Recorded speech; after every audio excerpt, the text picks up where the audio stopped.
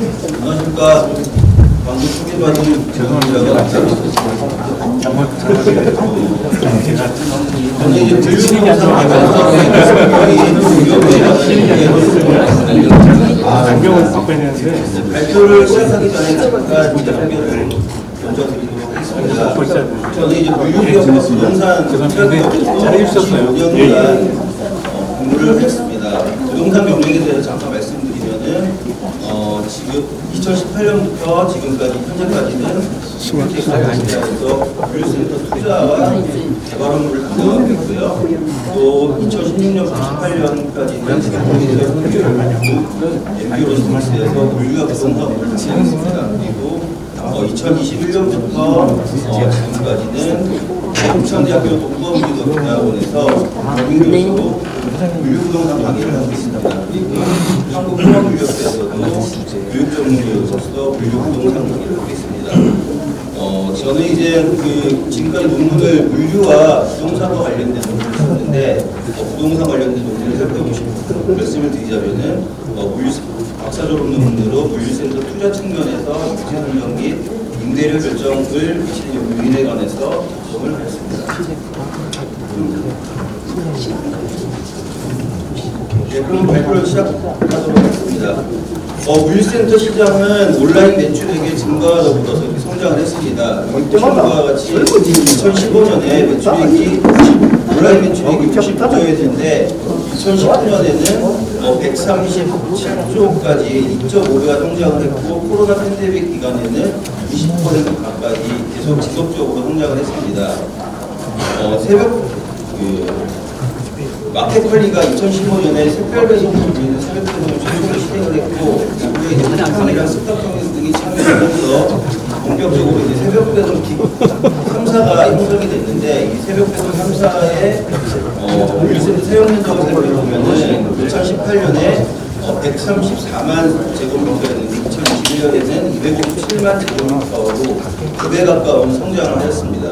이로써 이 온라인 매출액 증가가 이커머스 기업을 성장을 시키고 물류센터 수요를 증가시켰다는 사실을 확인할 수가 있습니다. 근데 지금 최근에 물류센터 시장은 물류센터 과잉 공급이 굉장히 심하게 여러분들 잘 알다시피 과잉 공급이 많이 되고 있습니다. 그래서 CBR의 리포트를 보면은 지금 2023년에 물류센터 공급된 물량이 560만 제곱미터입니다. 그중에서 이렇게 과잉 공급이 되다 보니까는 공실률이 18.7%이고 이 중에서 저온 공실률이 무려 42.4%가 나타나고 있습니다. 2024년에는 전체 이제 400만 제곱미터가 이제 공급될 예정이고요. 공실률은 25% 정도로 예상이 되고 있습니다. 이렇게 이제 물류센터 시장이 어려워지게 된 결정적인 이유는 여러분 잘 알다시피 금리 인상과 공사비 상승이 있습니다.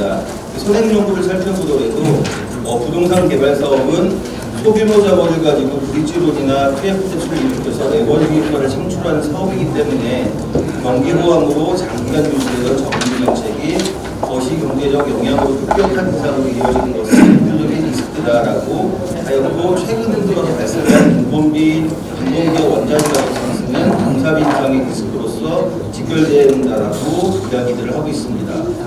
본 연구의 목적은 이렇게 이제 부동산 개발 사업은 성공과 실패에 따라서 사회적 파급력이 매우 큰 사업이기 때문에 부동산 개발 사업은 올바른 기준의 가치 평가가 반드시 선행되어야 하기 때문에 작성을 했습니다.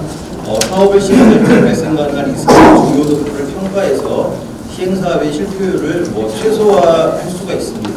그리고 부동산 개발 사업 중에서 오피스 빌딩과 아파트 개발 프로젝트 같은 경우는 기존에 축적된 데이터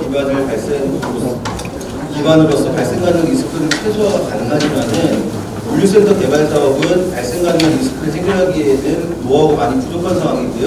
기존의 선행 연구에서도 물류부동산 개발 사업 리스크에 관련된 논문은 찾아보기가 어렵습니다. 그래서 본 연구에서는 상업용 부동산 개발 사업의 리스크 중요도 요인에 관해서 연구한 연구를 기반으로 해가지고 기존 연구에서 사용했던 리스크 요인들을 대분류, 중분류, 소분류 요인으로 분류를 해서 시행사, 시공사, 자산운용사, 증권사 등과 관련돼서 물류센터 개발에 직접적으로 참여한 전문가들에게 설문을 배포하고 자료를 수집을 해서 AHP 기법을 적용해서 분석을 진행을 하고 결과를 도출해서 결론적으로는 이제 물류부동산 개발 시 리스크 요인에 대처하고 시행착오를 개선할 수 있는 지침을 제공하고자 하였습니다. 기존의 선행 연구들을 살펴보면은 부동산 개발 사업의 리스크 요인과 관련된 연구, 그리고 부동산 개발 사업의 상업용 부동산 개발 사업의 리스크에 관련된 연구, 그리고 오피스텔 개발 사업의 리스크에 관한 연구, 부동산 개발 사업 금융 리스크에 관한 연구 등으로 찾아볼 수가 있습니다. 기존의 선행 연구들은 대부분 HP 기법과 퍼지 기법을 활용해서 사용을 분석을 했는데 본 연구에서는 HP 분석 기법을 사용을 하였습니다. HP 분석 기법은 보통 일관성 비율 CR값을 10% 이내에서 분석을 하게 됩니다. 그래서 따라서 본 연구도 10% 이내에서 CR값을 적용을 해서 분석을 진행하였습니다. 물류부동산 개발 사업의 리스크 요인 중요도에 대한 연구를 위해서 먼저 선행 연구를 통해서 본 연구에 사용하는 특정 요인들을 추출을 했고요. 본 연구에서는 물류부동산 개발 사업의 리스크 요인 중요도 연구를 위해서 상업용 부동산 개발 사업의 리스크 요인 중요도에 대해서 연구하였던 이상적인 논문을 중심으로 선행 연구를 검토를 하였습니다. 설문 항목을 구성하기 위해서 물류센터 개발 능력이 있는 5명의 전문가들을 대상으로 해서 심층 인터뷰를 실시를 했고, 이렇게 심층 인터뷰를 통해서 구성된 설문을 물류센터 개발 경험이 있는 전문가들에게 답변을 받아가지고 취합한 다음에 AHP 분석 기법을 이용해서 결합화 정책 분석을 통해서 물류센터 개발 사업의 리스크 요인의 중요도를 평가를 했습니다. 그래서 이제 추출된 그 요인들을 살펴보시면은 대분류 요인으로는 개발 사업 비행 및 준비 단계, 개발 단계, 개발 후 관리 단계 세 단계로 분석했고요. 중분류 요인은 그 대분류 요인에서 각각의 대분류 요인에서 추가로 3개씩 해서 9개, 그리고 소분류 요인은 중분류 요인에서 각각의 3개씩 해가지고 전체 27개 요인을 노출을 하였습니다. 자료 수기 분석 방법을 생략을 하도록 하겠습니다. 연구 결과입니다. 변수의 기초 통계량을 살펴보시면은 시행사, 시공사, 자산운용사, 운용사, 물류회사들 등에서 참여를 했고요. 담당 업무는 대부분 투자와 시행, 시공을 담당을 하는 직원들이 참여를 했습니다. 그리고 경력은 10년 미만부터 20년 이상까지 다양한 골고루 연구가 됐었고, 연령대는 40대, 50대가 가장 많았습니다. 연구 결과 분석입니다. 먼저 대분류 항목의 중요도를 분석한 결과에서는 개발사업 비행 및 준비 단계가 1순위로 분석이 됐고, 개발 단계가 2순위, 개발 후 관리 단계가 3순위로 분석이 되었습니다. 이는 이제 도시개발 사업의 리스크 요인에 대해서 연구한 이재성, 성주환의 연구, 상업용 부동산 개발 사업의 리스크 요인에 대해서 연구한 윤영식, 성주환의 연구, 오피스텔 개발 사업의 리스크 요인에 대해서 연구한 고영태, 신윤석의 연구와 연구 결과가 일치하는 결과라고 할 수가 있겠습니다. 중분류 항목 중요도를 분석한 결과입니다. 먼저 대분류 요인의 개발 전비 기획의 준비 단계의 중분류 요인을 분석하는 결과 살펴보시면은 첫 번째 1순위로는 사업 계획 및 시장 분석이 1순위로 분석이 되었습니다. 이는 부동산 개발 사업의 위험 요인 중요도에 대해서 연구한 박재용, 박원석의 연구 결과와 일치하는 결과였고요. 토론에서도 언급한 바와 같이 부동산 개발 사업은 오피스 빌딩과 아파트 개발 사업과 비교해서 축적된 데이터가 많지 않기 때문에 발생 가능한 리스크를 해결할 수 있는 노하우가 상대적으로 부족합니다. 그래서 사업을 준비할 때 사업 계획 및 시장 분석이 철저하게 이루어져야 한다라는 사항이 반영된 내용이라고 할 수 있겠습니다. 그리고 중분류 항목, 개발 단계의 중분류 항목 중요도 분석한 결과로 보면은 1순위로는 공사 중단, 2순위로는 임대 가능성, 3순위로는 공사 지연이 한정이 됐습니다. 이는 최근의 부동산 시장은 급격한 금리 인상 및 공사비 인상에 기인한 개발원가 상승으로 인해서 많은 어려움이 발생하고 있다는 내용이 반영되는 결과라고 할 수 있겠고요. 또 개발 후 관리 단계에 해당하는 중분류 요인에서는 임대 및 매각 관리가 1순위로 선정이 되는데, 이는 최근의 물류 부동산 시장을 살펴보면 준공 시점에 임차인을 확보하지 못해서 담보대출 전환에 어려움을 겪고 있는 물건들이 많기 때문에 발생한 사항이다라고 할 수가 있겠습니다. 다음에 소분류 항목 중요 분석을 보도록 하겠습니다. 대분류 요인이 개발사업 기획 및 준비 단계에 해당하는 소분류 요인에서는 시장 중분류 요인이 사업계획 및 시장 분석에서는 수요 및 공급 분석, 임대계획의 적정성이 1순위로 분석이 되고요. 두 번째로는 인허가 및 명도에 관한 소분류 요인에서는 개발 관련 용도 변경 및 인허가 지연이 1순위로 선정이 됐습니다. 그리고 개발사업 약정과 관련된 소분류 요인에서는 개발사업 금융비용 증가, 유동성 부족과 개발사업 기간 차질이 1순위로 선정이 됐습니다. 이는 이제 물류부동산 개발 사업은 부동산 경기가 좋을 경우에는 토지비의 10%만을 가지고 사업 진행이 가능하지만 타인의 자본이 많이 투입되기 때문에 이자 비용이 부담이 큰 사업입니다. 따라서 인허가 지연은 이자 비용을 증가시키고 이자 비용의 증가는 사업에 여러 가지 좋지 않은 영향을 줄 수 있다라는 내용이 반영된 결과라고 할 수 있겠습니다. 그리고 물류센터의 경우에는 준공 시점에 임차인을 확보한 후에 담보대출 전환 또는 매각 등 엑싯을 추진해야 하는 사업이기 때문에 수요 및 공급 분석을 반영한 임대계획의 적정성이 중요하다라고 할 수가 있겠습니다. 다음이 개발 단계의 소분류 항목 중요도 분석 결과에 대해서 말씀을 드리도록 하겠습니다. 공사 지연 중분류 요인이 공사 지연에 해당하는 소분류 요인은 공사 원가의 차이 발생, 자재 조달과 원자재 가격 상승이 1순위로 구성이 되고요. 공사 중단에서는 시공사, 공사 중단, 납품단가 인상 및 관계사 도산이 1순위로 구성이 됐습니다. 그리고 임대 가능성에 대해서는 분양시기 공급 과잉으로 인한 과다 경쟁이 1순위로 분석이 되었습니다. 이는 이제 최근 물류부동산 시장은 원자재 가격 상승으로 인해서 개발원가 증가로 인한 개발 사업에 차질이 발생하고 있습니다. 개발원가 상승은 납품단가 인상으로 이어져서 관계사 도산으로 인한 시공사의 공사 중단이 발생하고 있습니다. 따라서 이러한 결과가 반영한 내용이라고 할 수 있겠고요. 또한 최근 물류부동산 시장은 물류센터 과잉 공급으로 인해서 공실이 많이 발생이 되고 있고 실질 임대료가 인하되어 사업 수지에 많은 차질이 발생하고 있습니다. 이러한 결과가 반영된 내용이다라고 할 수 있겠고요. 다음 이제 개발 후 관리 단계에 해당하는 소분류 항목에서는 준공 관리에서는 인허가와 공사 불입시로 인한 준공 차질이 1순위로 구성이 되었고요. 그리고 하자 보수에서는 과다한 하자 보수 발생이 1순위로 분석이 됐습니다. 그리고 임대 및 매각 관리에서는 개발 사업 수지 기반 악화, 임대료 운영 경비 등과 관련된 내용이 1순위로 분석이 됐습니다. 물류센터 준공이 지연되면서 물류센터 준공 시기 입주하기에 대한 임차인들의 계약이 취소되는 경우가 최근에 많이 발생하고 있습니다. 그래서 따라서 이제 하자 보수가 발생되지 않도록 철저한 관리가 필요하다라는 내용으로 많이 지을 수 있고요. 그리고 최근에 물류부동산 시장은 공급 과잉으로 인해서 실질 임대료가 계획 대비 낮게 책정되는 경우가 다소 발생을 하고 있습니다. 이것이 개발 사업의 수익 기반 악화로 연결된다라고 볼 수가 있겠습니다. 다음은 종합 가중시 분석 결과입니다. 종합 가중시 분석 결과에서는 상위 1위에서 3위 요인, 즉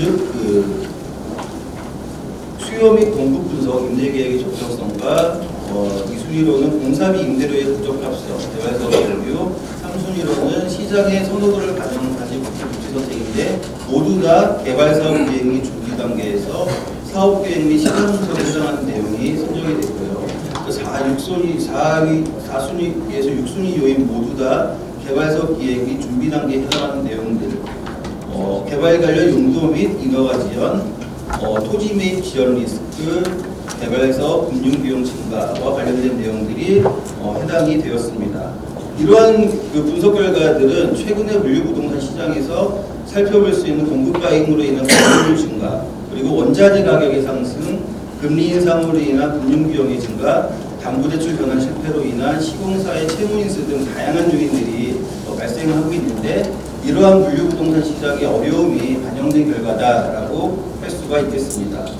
다음 이제 시사점 중심으로 해서 결론을 말씀을 드리겠습니다. 첫 번째 시사점으로는 물류부동산 사업을 시행할 때에는 수요 공급 분석, 적정한 임대료 및 공사 및 책정, 임차인들이 선호하는 입주 선택 등 철저한 사업 계획이 시장 분석이 선행되어야 한다라는 내용입니다. 물류 부동산 개발 사업의 목표 수익률 달성을 위해서는 앞서서 언급한 바와 같이 준공후 6개월 이내에 임차인을 확보한 다음에 담보대출 전환 또는 매각이 필요합니다. 하지만 최근의 물류 부동산 시장은 공급 과잉으로 인한 공실 증가 그리고 실질 임대료 하락, 원자재 가격 상승 및 금리 인상으로 인한 개발원가 상승 등의 문제가 발생을 하고 있습니다.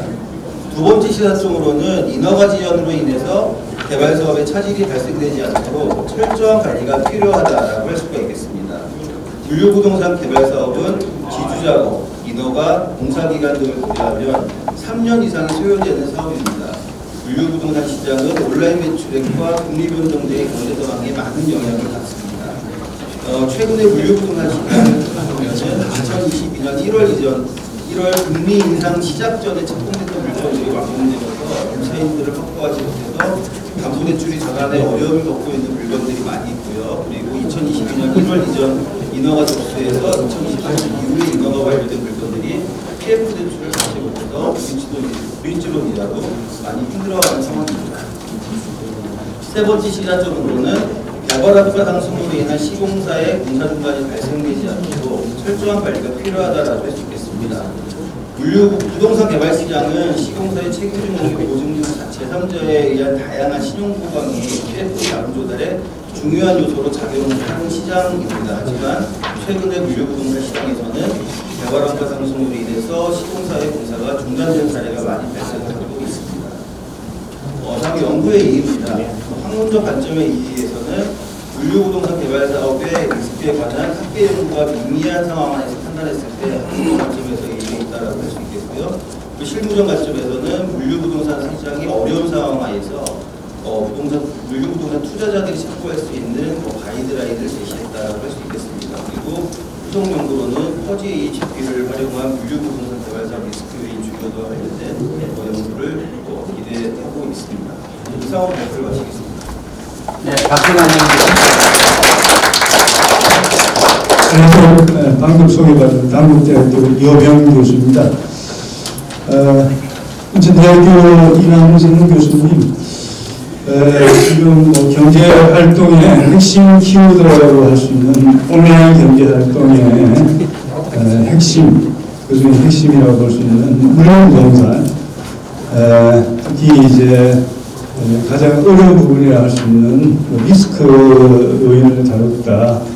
굉장히 귀한 논문인 것 같습니다.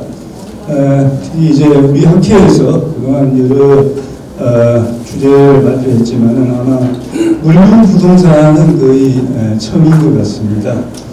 그런 의미에서 의의가 있는 것 같고, 그러면은 이 주제에 대해서 토론을 시작하도록 하겠습니다. 우측부터 우리 세종 사이드대학교의 임성근 교수님 토론을 해주시면 되겠습니다. 반갑습니다. 윤정대입니다. 정말 이 개발 사업에서는 리스크 요인은 상당히 중요합니다. 또 이 논문 자체도 우리 이명성 연구자께서도 상당히 신경을 많이 쓰셔가지고 작성해 주셨습니다. 하지만 저는 또 토론자로 위치에 있기 때문에 몇 가지 제가 지적할 부분을 지적하고 넘어가도록 하겠습니다. 또 이 부분에 대해서는 또 기분이 조금 괜찮으시더라도 연구에 도움이 된다고 생각하시고 받아주시면 감사하겠습니다. 먼저 제목에 있어서 물류부동산 개발 사업의 리스크 요인 중요도에 관한 연구 이렇게 얘기했는데 실제 내부의 목차에 들어가면은 물류센터라고 하고 있습니다. 이걸 통일시켜 줬으면 좋지 않겠냐. 굳이 물류부동산이라고 할 필요가 없다는 거죠. 그렇게 만약에 물류부동산으로 간다면은 이론적 배경에서도 개념을 갖다 정의할 때 물류부동산의 개념이 무엇인지를 지적하실 필요가 있을 것 같고요. 그 다음에 목차 부분에서도 전체적으로 봤을 때 수정이 필요하지 않겠나. 이 두 번째 챕터에서는 이론적 배경이라고 하기보다는 이론적 고찰로 가는 게 좋지 않겠나 이렇게 생각합니다. 왜냐하면 서울 부분에서 보통 이제 연구의 문제라든가 어떤 그 연구 배경 목적 같은 거 갖다 제시해 주기 때문에 굳이 배경이라고 하면 고찰로 가는 것이 좋고, 그 다음에 이제 세 번째 두 번째 챕터에서 선행연구에서도 마찬가지로 선행연구의 부분에서도 지금 뭐랄까 이 선행 연구의 어떤 그 독창성, 즉 차별성이 있다는 부분을 갖다가 제시해 줘야 되는데 서론에서도 지금 선행 연구의 내용이 그 절반이 들어가 있어요. 그래서 서론 부분하고 이 선행 연구 부분하고 거의 뭐 구분이 되지 않는 그런 형태로 되어 있습니다. 그다음 세 번째 이론적 배경에서 보면 제목에 맞게 아까 말씀드린 대로 물류센터의 개념보다는 물류 형상의 개념 정의도 내리시든지 구분해 주실 필요가 있고 이 두 번째 제가 말씀드릴 수 있는 것은 이 제목을 고려했을 때 지역별 물류창고 등록 변화와 그다음에 지역별 물류창고 등록 현황을 굳이 구분해서 정확하게 언급하실 필요는 없지 않나 이렇게 봐요. 왜냐하면 이게 보니까 통계에서는 이걸 써보지를 않으셨어요. 제가 봤을 때는 통계에서 규모를 갖다가 언급하실 필요가 있을 것 같은데 별도로 따로따로 놀고 있어서 조금 아쉬운 점이 있었고요. 그 다음에 연구 모형에서도 연구 모형이라고 하기보다는 그걸로 끝내기보다는 연구 모형과 리스크 요인의 체계를 구축해주는 그 부분이 들어가야 되지 않냐. 왜냐하면 AHP 분석이기 때문에 리스크 요인의 체계 구축이 언급될 필요가 있을 것 같습니다. 그 다음에 챕터 4에 갔을 때도 연구 결과라기보다는 이게 여기서 실증 분석으로 제시해 줄 필요가 있지 않겠나 이렇게 생각합니다. 그리고 리스크 요인은 실제 이 경제적 요인만 있는 게 아닌데 여기 AHP 분석의 그 요소들을 보면은 경제적 요소만 들어가 있습니다. 실질적으로 법률적으로는 이 뭔가 공법 사항도 있을 수 있고 그죠? 그다음에 기술적 측면에서 본다면 공간이라든가 위치라든가 환경과 같은 그런 입지와 관련된 부분들도 있을 수 있습니다. 그래서 이런 부분들도 좀 들어갔으면 좋았지 않겠나 이렇게 생각하고요. 그다음에 이제 자료 수집에서 47페이지 자료 수집에서는 실질적으로 일관성 지수와 일관성 비율은 정의 자체가 엄연히 구분이 되는데 이걸 갖다 구분하지 않고 그냥 일관성 지수를 이렇게 이제 제시를 했는데 거기에서 일관성 비율이 10%를 넘는 설문 연료를 제외했다 이렇게 가는 게 좋지 않겠나 이렇게 생각합니다. 일관성 지수라는 것은 상대 비교 행렬의 그 최대 교육 값인 그 람다 맥스의 어떤 행렬 차이를 갖다가 빼고 여기다가 이제 행렬 차이 마이너스 1을 나눈 것이고 일관성 비율 자체는 그 일관성 지수를 갖다가 무작위 지수로 나눈 것인데 구분이 되는데도 불구하고 이걸 그대로 이 구분 없이 사용한 점이 조금 아쉬움이 있습니다. 그 다음에 이제 47페이지 그 변수의 기초 통계량에서도 업종을 보면 이 개발 사업의 리스크 요인에 중요도 연구를 하고 있는데도 불구하고 실제 자산 운용사가 왜 55%나 차지하고 있는지 실제 개발 경험이 있는 개발과 관련된 이 시행사나 시공사 또 물류회사의 비율이 더 높아야 되는데도 불구하고 거의 뭐 5.3%밖에 차지하지 않는 그런 상황이에요. 이것보다는 오히려 자산 운용사의 비율을 갖다가 낮추면서 시행사, 시공사 그리고 물류회사의 비율을 좀 더 높이는 쪽으로 이 설문지가 배부됐었다면 하는 그런 아쉬움이 있습니다. 그 다음에 이제 50페이지도 보면 종합가중치 분석을 개념을 내려놨어요. 중요도별로 곱했다. 그런데 그거 그대로 정의 내려서 곱해보면 그 값이 하나도 안 나와요. 전혀 맞지 않아요. 그 표에 있는 게. 50페이지에는 표 값이 있지 않습니까? 전혀 맞지 않습니다. 이것도 다시 한번 체크를 해 보셔야 될 겁니다. 실질적으로 이 부분은 제가 봤을 때는 제가 50페이지 보면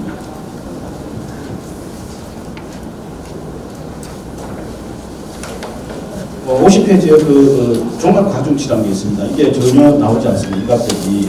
지금 연구자께서 어떻게 했냐면은 종합가중치 분석은 대분류, 중분류, 소분류 각 단계 중요도 값을 곱하여 산출한 값이다.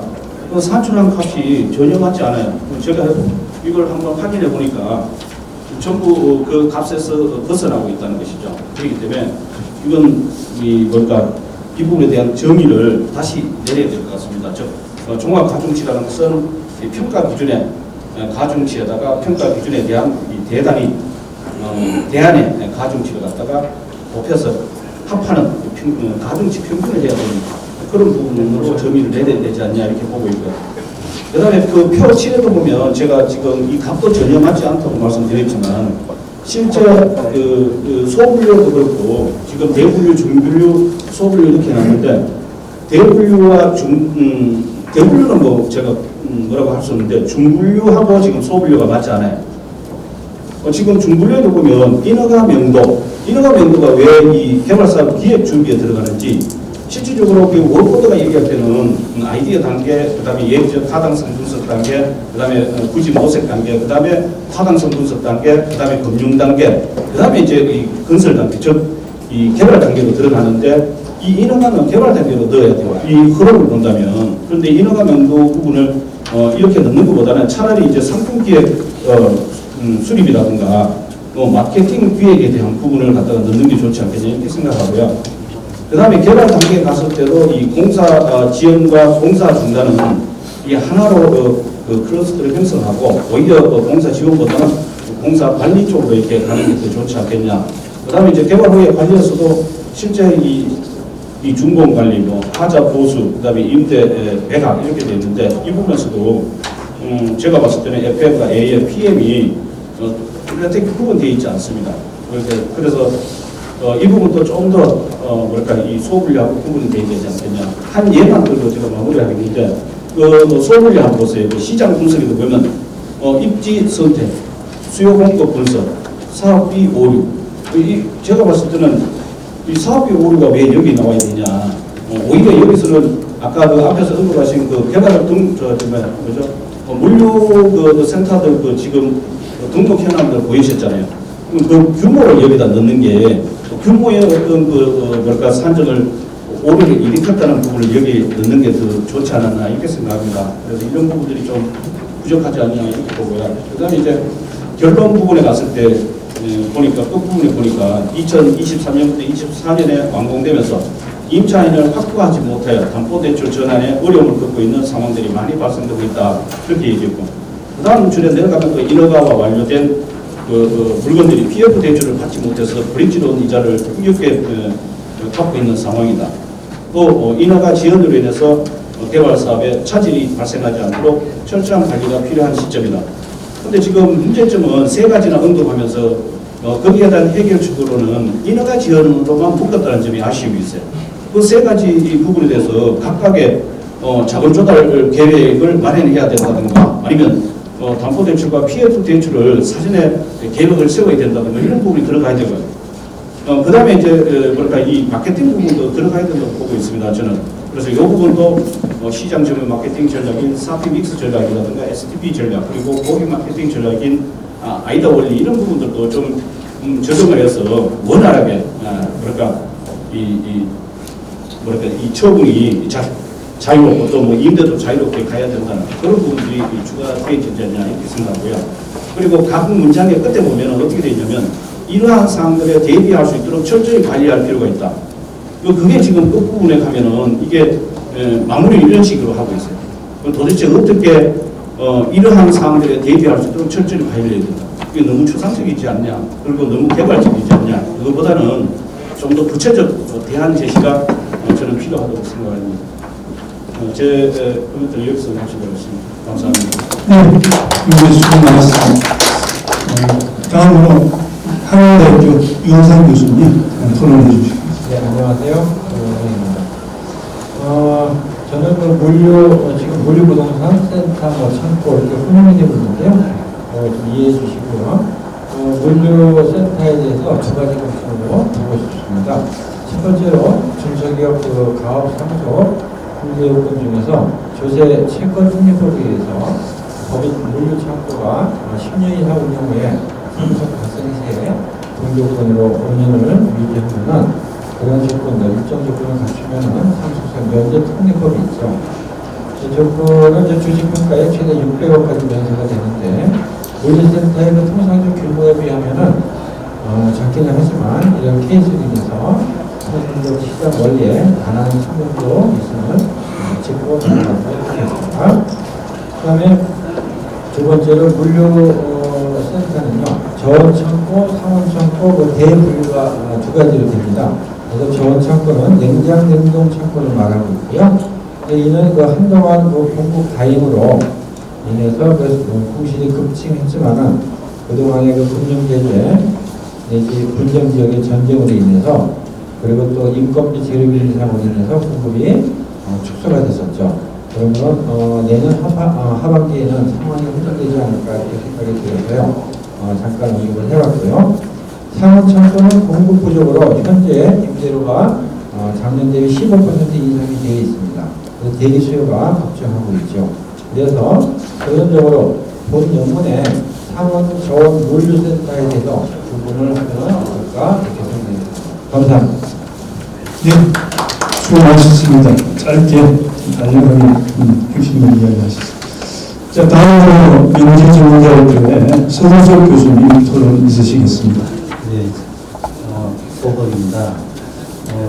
물류 쪽에 여러 심사를 받으면 전에는 아주 좋았었는데 최근 몇 년 사이에 너무 안 좋아서 우리가 부동산에서 물류의 중요성이 커지는데 그에 대해서 연구가 조금 이제 이런 논문이 나와서 재밌게 봤다는 말씀을 드리겠습니다. 몇 가지만 말씀드리겠습니다. 이 AHP 분석 기법에 대한 고민인데요. 제가 이 경영학이나 행정학에서 어떤 의사결정을 했을 때 어떤 문제가 생기면 왜 원인이 뭔가라고 때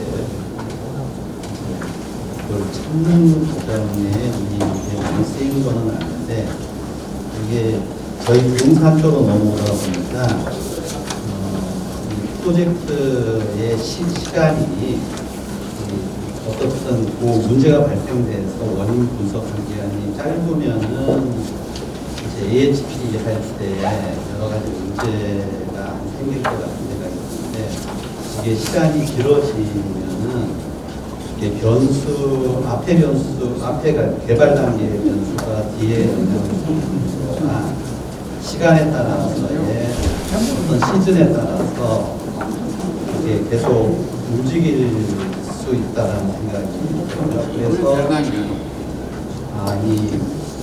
이좀 호흡을 하는 거에 AHP가 적합하게 적합한 위험인가에 대해서 근데 저도 확실하게 아니다라고 하기 능력이 부족해서 그런 좀 의문이 든다.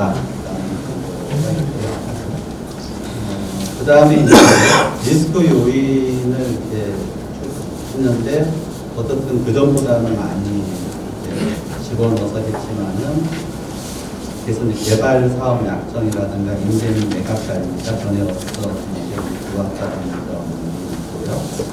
그 다음에 금융적인 이슈가 어떻든 돌아와서 개발 사업의 약정이라고 하는 거에 설문할 때 이제 대분류 중소로 넘어가면서 이제 만약에 금융이라고 하는 것은 개발 단계에서 앞에 왔으면은 이게 이제 좀 영향이 달라졌을 거라는 생각이 들어서 그런 게 조금 고민이 되는 부분이고요.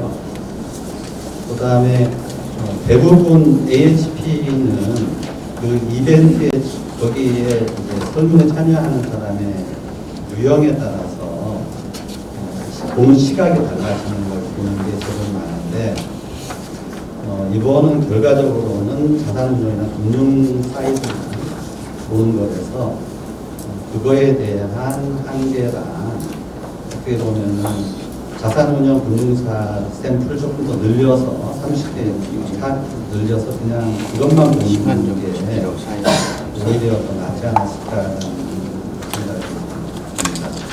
그리고 이제 연구 결과는 이게 이제 물류니까요. 기존 연구도 많으니까 다른 유형, 부동산 유형이 봤을 때랑 물류 쪽에서 봤을 때의 그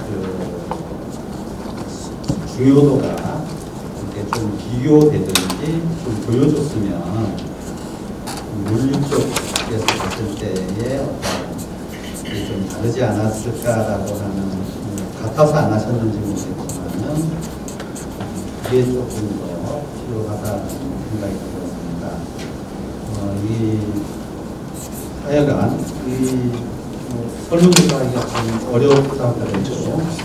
조금 설문이 문제적으로 이용하기 좋다 이런 생각이 들었습니다. 이상입니다. 예, 수고 많으셨습니다. 자, 다음으로 열린사회대학교의 조한희 교수님 토론 있으시겠습니다. 김정입니다.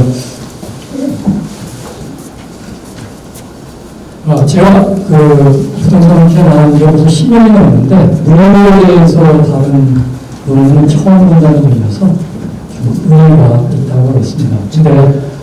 근데 이상식 교수님 잘 발표해 주셨지만 여기 토론 참가자들은 긍정적으로 비평적으로 칭찬보다는 비판을 많이 해야 되니까 그 점에 대해서는 이해해 주시고 들어주셨으면 좋겠습니다. 자, 39쪽 보면은 그 연구의 목적이 나오는데요. 서울에서 반드시 논문 연구의 목적이 나오는데, 39쪽 이런 위에 보면은 그 지침, 가이드라인을 제공하고자 하는 점을 했는데, 그 경험문에 보면은 가이드라인 지침에 대한 얘기가 굉장히 역합니다.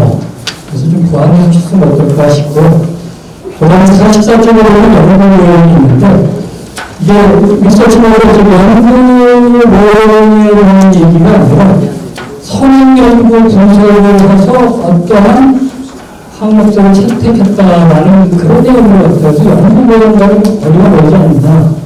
그래서 이게 연구 논문으로서 좀 보완이 필요하지 않을까라는 생각이 듭니다. 여기 45쪽을 보면 설명의 구성을 보였는데요. 제가 논문을 볼 때 이런 강남권 쪽에서 설문지 지금 객스 인터뷰 지금 심층 면접을 하다가 설문지를 했을 때 굉장히 궁금한 게 설문지입니다. 왜냐하면 이 설문을 밝혀주는 게 좋은 게 그래도 후학들이 이 설문을 보고서 더 발전시킬 수가 있거든요.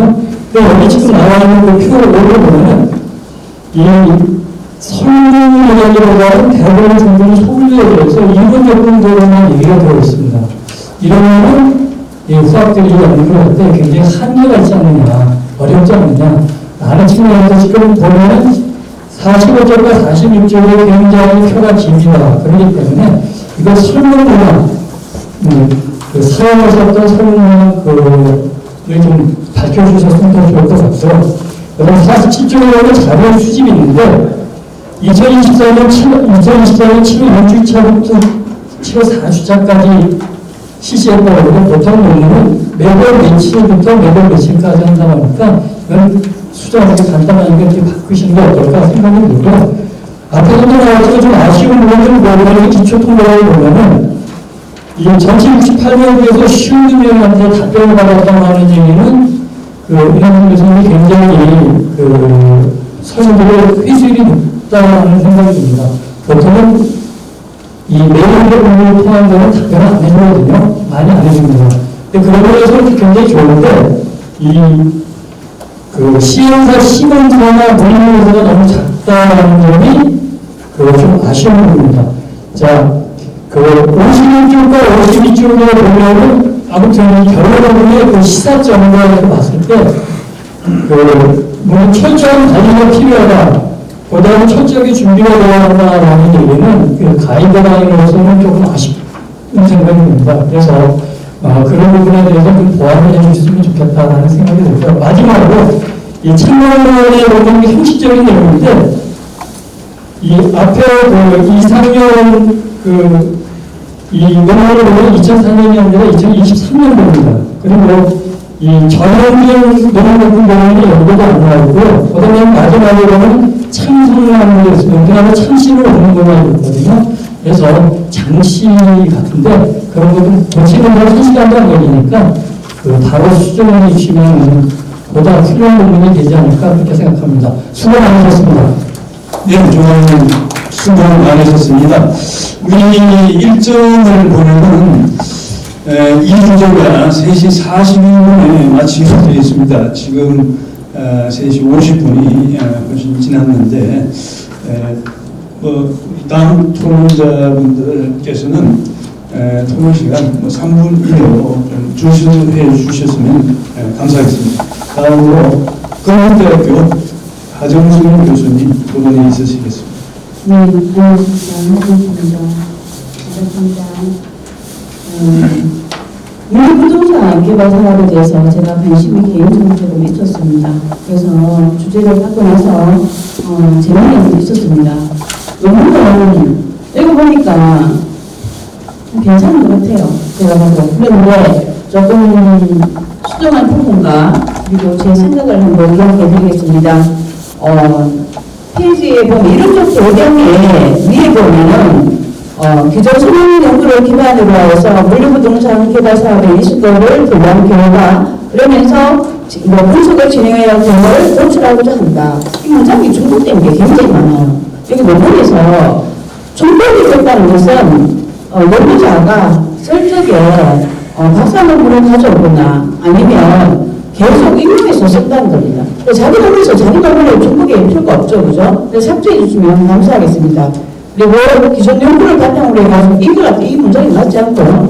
그리고 이런 쪽 배경에 들어가서도 우리가 내용이 굉장히 중복되는 내용이 많고요. 그리고 전체적으로 봤을 때 물류센터 아까 지금 물류부동산이라고 했는데 물류부동산이라면 우리가 물류센터가 정의를 다른 사람이 내렸다면 적어도 이거에 대해서 연구하는 자는 뭐냐 되면 조작적 정의를 내야 됩니다. 그래서 조작적 정의가 이러하니까 이러한 것을 연구를 해야 한다. 이렇게 이제 나가는 거죠. 그리고 지금 선행연구에 들어가면요. 지금 우리가 박사 논문하고 학계 논문지하고 구분을 잘 못하시는 경우가 참 많은 것 같아요. 왜냐하면 박사 논문 정리를 가져오자고 실수를 하는 거죠. 선행연구에서 있어서는 박사 논문은 양을 100개 이상 써야 하기 때문에 그거를 줄줄 다 하게 됩니다.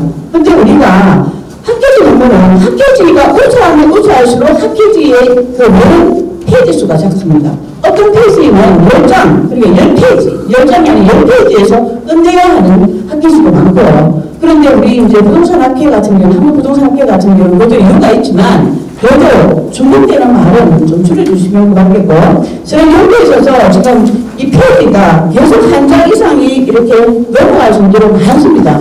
또 어떻게 보면 참 연구를 많이 했다, 이렇게 생각할 수 있잖아요. 그죠? 그렇지 않습니다. 그냥 가져온 내용들은. 어느 페이지에 가도 박사 논문이 가도 있고 석사 논문이 있는데 가져왔는데 그러면 이 연구자는 어떻게 하냐면 만약에 산업용 부동산 리스크 그리고 오피스텔 개발 리스크 부동산 개발 사업 금융 리스크로 나갔다면 그거에 대해서 나눈 것에 대해서 분류해가지고 다르게 이론적 개발을 그저 가져오는 것이 아니라 다르게 표현을 해야 됩니다.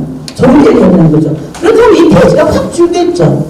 이런 배경이 그죠? 그래서 이런 배경을 모두 다 소리를 갖다가 다 완전히 해야 되는 부분이 있다는 겁니다.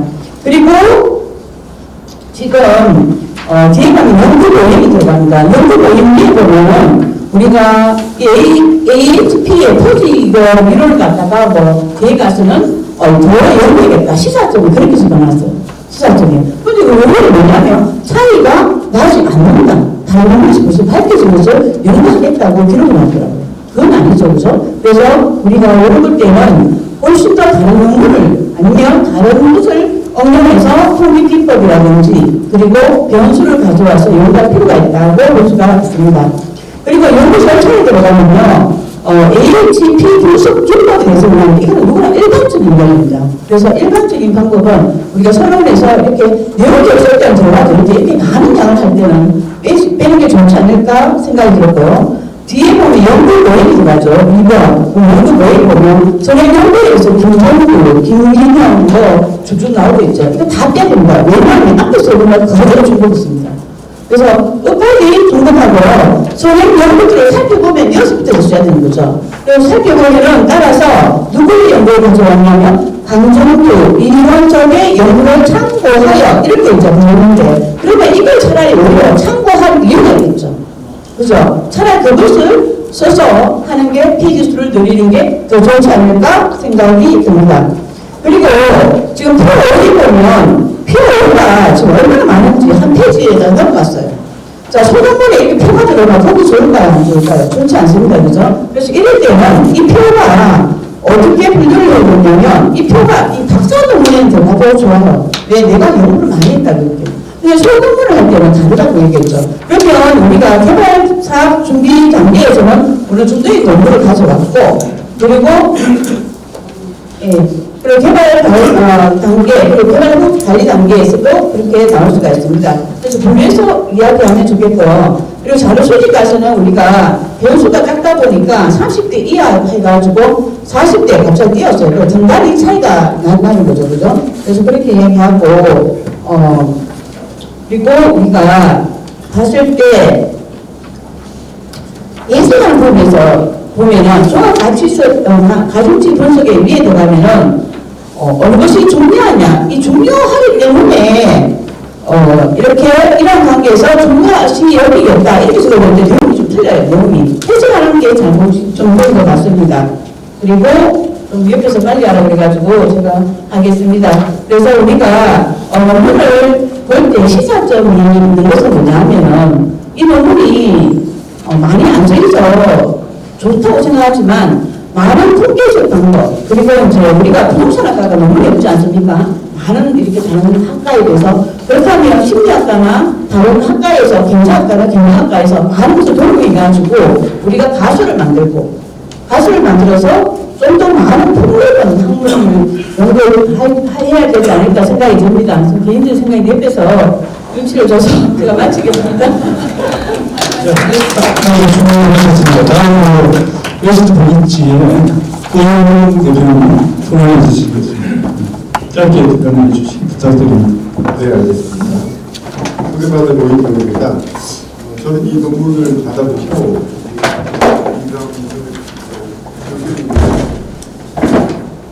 이론을 위주로 하시나 하고 이렇게 궁금했는데 아까 양력 소개를 하는 거 보니까 제 예측이 맞았던 것 같습니다. 이 논문의 그 발표자는 실무에 능하신 분이에요. 여러분들 앞에서 이제 쭉 여러 가지 지적을 해주셨는데 어쨌든 이 물류 센터 관련 논문이 첫 번째고, 그다음에 유효적 뒷받침이 될 수 있는 물류불편이라는 개념 자체가 정의를 내리지 못하고 이 논문을 썼기 때문에 아마 이제 앞에 지적을 받은 것 같습니다. 이제 논문의 기본이라는 게 이제 각 용어의 개념부터 정리를 했어야 되는데 맨 처음에 지적해 주신 윤정수 교수님이 상세하게 지적해 주신 부동산 관련 책에는 물류부동산이라는 용어는 없어요.